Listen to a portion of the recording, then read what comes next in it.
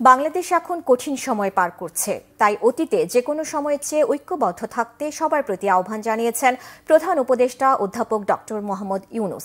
তিনি বলেন, জাতীয় বিপর্যয় থেকে শুরু করে জাতিসংঘ শান্তিরক্ষা মিশনে দেশের সশস্ত্র বাহিনীর ভূমিকা প্রশংসনীয়।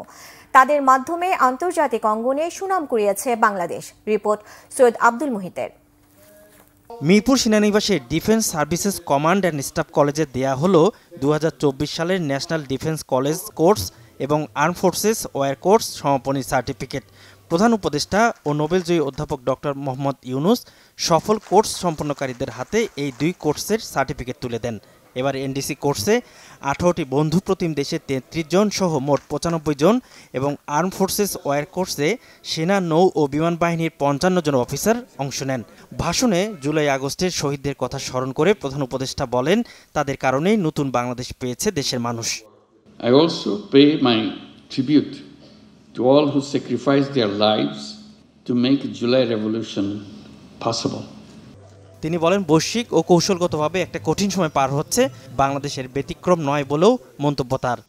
Globally, we are at a strategically critical times, and Bangladesh is no exception to that.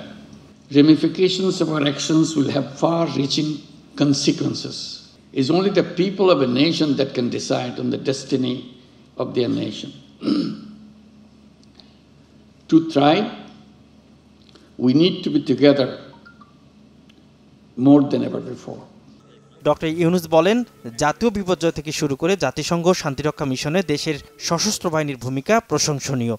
Your continuous efforts during national crisis like disasters, political unrest, and pandemics demonstrate your readiness to respond and your unwavering dedication to the well-being of our citizens.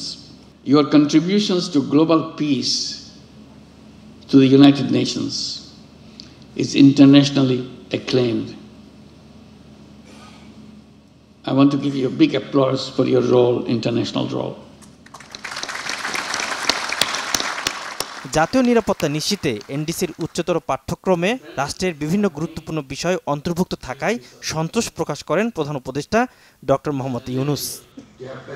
Syed Abdul Muhith, Bangla vision, Dhaka.